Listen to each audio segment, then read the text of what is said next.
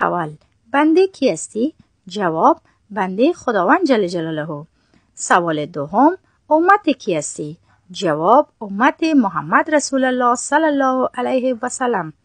سوال سوم: در ملت کی هستی؟ جواب: در ملت ابراهیم علیه السلام. سوال چهارم: در مذهب کی هستی؟ جواب: در مذهب امام ابو حنیفه رحمت الله علیه. سوال پنجم: حضرت محمد صلی الله علیه و سلم چند یار داشت؟ جواب: حضرت محمد صلی الله علیه و سلم 4 یار داشت. یار اولش حضرت ابوبکر صدیق رضی الله عنه، دوم حضرت عمر فاروق رضی الله عنه، سوم حضرت عثمان غنی رضی الله عنه، یار چهارمش حضرت علی رضی الله عنه. سوال ششم: چند مذهب هست؟ جواب: 4 مذهب است. اول: مذهب امام ابو حنیفه رحمت الله علیه، دوم: مذهب امام شافعی رحمت الله علیه، سوم: مذهب امام مالک رحمت الله علیه، چهارم: مذهب امام احمد بن حنبل رحمت الله علیه. حالی ترین مذاهب مذهب امام ابو حنیفه رحمت الله علیه می باشد. سوال هفتم: ایمان چیست؟ جواب: ایمان در لغت تصدیق و باور کردن را گویند و در اصطلاح تمام احکام خداوند جل جلاله و حبیب او صلی الله علیه و سلم را به زبان اقرار کردن و به دل تصدیق نمودن است. سوال هشتم: ایمان به واسطه چی تقویت می شود؟ جواب: ایمان به واسطه اعمال صالح تقویت می شود.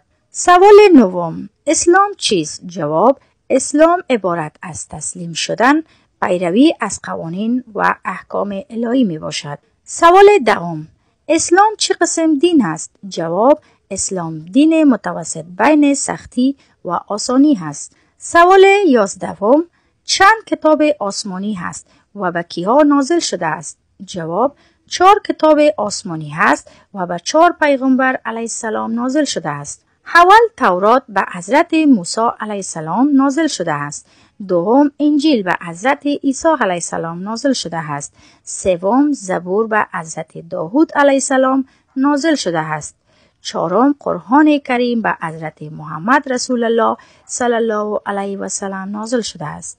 سوال 12: ما به چند کتاب ایمان داریم؟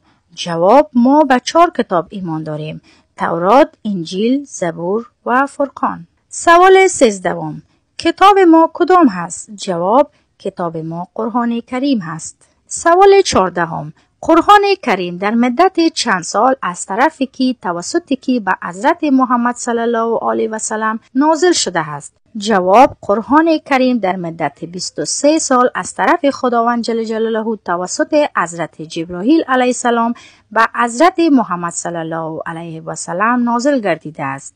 سوال 15: قرآن کریم چند پاره و چند سوره دارد؟ جواب: قرآن کریم 30 پاره و 114 سوره دارد. سوال 16: آموختن قرآن کریم و عمل کردن به آن بالای ما چیست؟ جواب: آموختن قرآن کریم و عمل کردن به آن بالای ما فرض است. سوال 17: جنیات از چی خلق شده‌اند؟ جواب: از آتش خلق شدند. سوال 18: روح در کدام موقع انسان وجود دارد؟ جواب: در تمام وجود انسان قرار دارد. سوال 19: قوم ثمود چرا از بیخ و بون کنده شد؟ جواب: به خاطر که از اوامر خداوند جل جلاله سرکشی میکرد. سوال 20: فرعون چرا غرق شد؟ جواب: به خاطر که ایمان به الله جل جلاله نمی آورد. سوال 21: اگر کسی ایمان به الله جل جلاله نداشته باشد چی گفته می شود؟ جواب: اگر کسی ایمان به الله جل جلاله نداشته باشد کافر گفته می شود. سوال 22: اگر به پیامبران خدا ایمان نداشته باشیم چی گفته می شویم؟ جواب: اگر به پیامبران خداوند جل جلاله ایمان نداشته باشیم کافر گفته می شویم. سوال 23: آیا بدون ایمان به الله جل جلاله اعمال صالح قبول می شود؟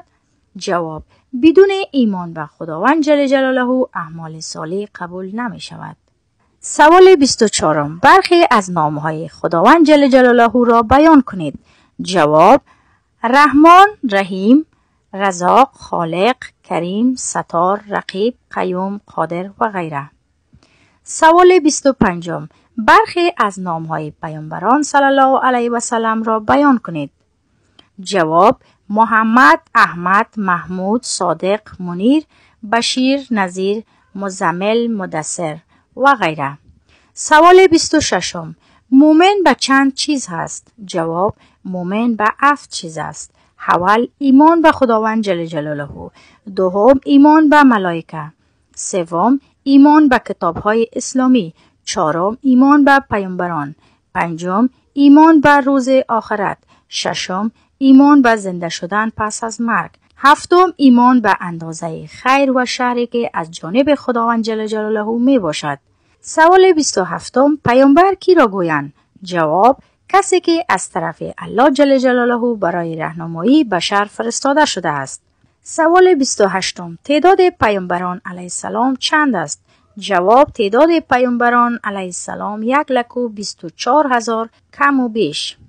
سوال 29. پیامبر ما کیست؟ جواب: پیامبر ما حضرت محمد صلی الله علیه و سلم